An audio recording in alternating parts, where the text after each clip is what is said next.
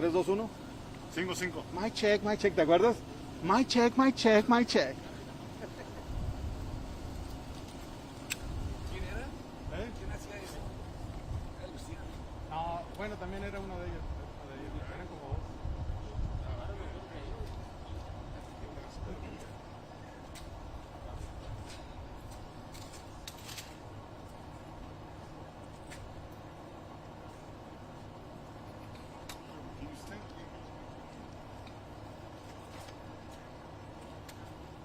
Testing 1, 2, 3, 4, 5, 6, 7, 8, 9, 10, 11, 12, 13.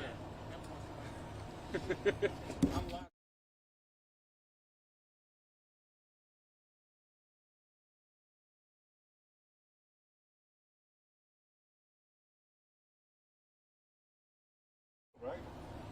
Nice. Oh, yeah, that's good. All right. Yeah, It looks perfect. I love the light and I hate the light.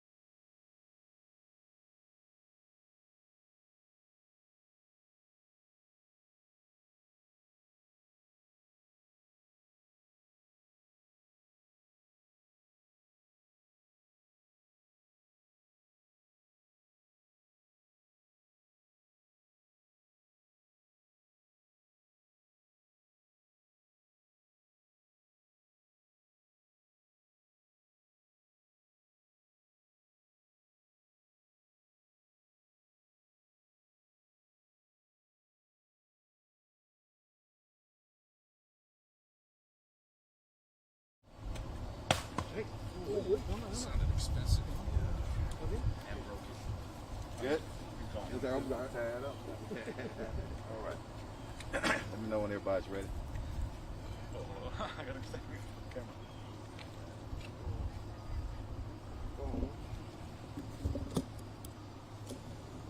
Everybody ready? Yep. Good. We're all good. Come on, Chief. All right.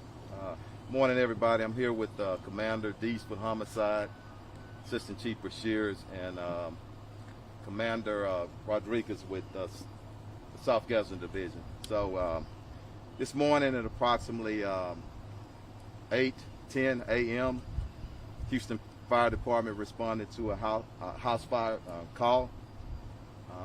They arrived and they put the fire out.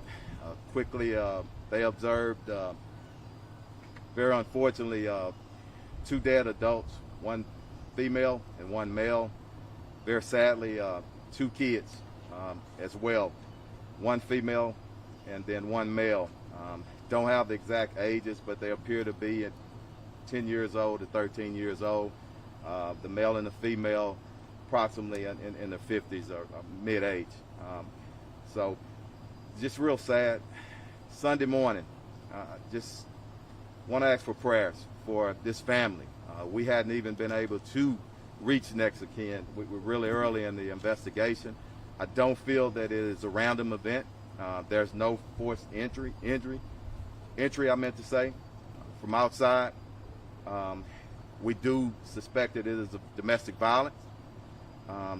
The sad thing is we have 4 dead victims in our city, and we're just asking for prayer. We don't have a whole lot of information. Just as I said a few minutes ago, we're early on, but whoever's responsible for this, you rest assured that we're going to find them, and if they're looking, they know who they are, and the best thing is to do is just turn yourself in. Questions? Chief, can you give us any indication why you believe this might be domestic violence? I'm not going to go into that right now for obvious reasons. We're early on, and I don't want to speculate anymore as to where I am right now. I want our investigators to be able to follow their leads and search for the suspect, or suspects. The fire that broke out, and the reason why firefighters are here, and there was smoke, do you believe that has anything to do with the shooting? Was it a cover-up attempt? I'm not sure, but we got 4 dead individuals in there, and normally people, that's what they do sometimes, to not try to disguise something on the scene or destroy evidence. So, have you ruled out any murder-suicide possibly, since it is domestic violence? we hadn't ruled out anything right now. Where were the bodies located? I'm not going to go into that right now. So the male and the female, they are husband and We don't know. We don't know. Just like I said, we hadn't spoken to any next of kin right now. We just have this scene that we're on right now, and very early on in the investigation. Do you know who they are? No.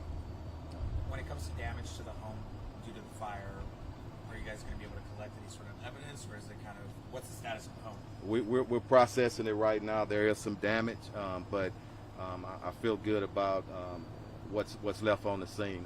We should be good on that, collecting evidence. A neighbor said that they saw a vehicle coming and going, and the vehicle might have actually been the person who lived in that house. Is there anything you can do to fill us in on that? Yeah, not going to go into it from our standpoint. That's part of the investigation.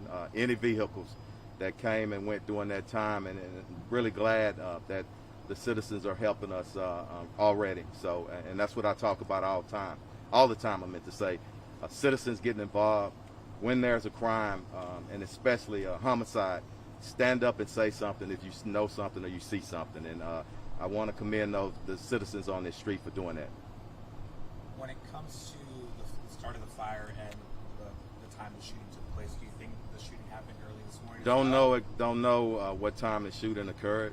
We don't know that right now, but as we investigate, we can nail that time down pretty precise. So. Chief, what do you want the public to know? You guys actually give them any kind of indication on what the suspect that you guys are what the public should be looking for? We don't know the suspect right now, but the main thing is just what I always say in these pressers. If you know something, say something. And again, I want to commend some of the citizens on this street, 7500 block of Imogene, for stepping up, already talking. You see investigators canvassing right now, and I'm early on. I'm trying to get the presser, but I don't even have all the information that they have. describe, you kind of hinted at the beginning, just the sadness that it involves two children, 10 and 13. It's always sad, but it's no secret. And when I speak for myself, I speak for this entire department. When anybody dies in our city, it upsets us, okay? But when it's innocent kids, it's even more upsetting. I mean, they hadn't even lived their lives, and nobody deserves that, especially innocent little kids. So, yeah, I get emotional about it, and everybody does. We take it personally. And I worry about the psychic of our officers and HFD and the crime scene units. I mean, you got to process this stuff. We got to do our job. Just because it's a bad scene, we got to push forward. So I ask for prayers for them, but I also ask for prayers for all our frontline workers, our officers, HFD, our crime scene units, everybody that's got to get in here, because if you have kids, that's going to bother you. And I want to also thank our psych services and our peer support, and people ask about that. Well, Chief, what are y'all doing about what the officers see and what they have to go through? We got a robust psych services program and peer support, and we offer that to our officers. All right? Thank y'all.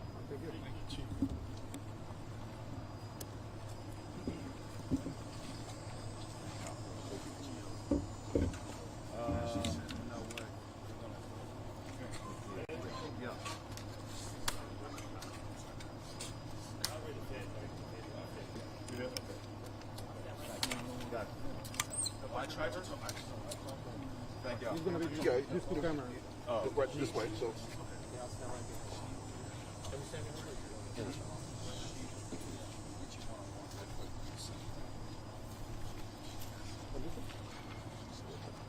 Right here.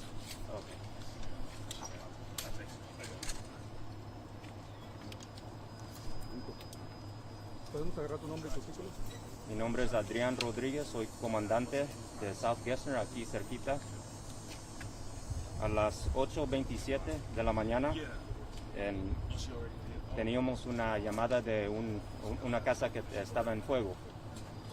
Y después de eso los bomberos llamaron a la policía a nosotros para que verificaban que tenían 4 personas adentro de la casa que están muertos. 2 adultos y 2 jóvenes.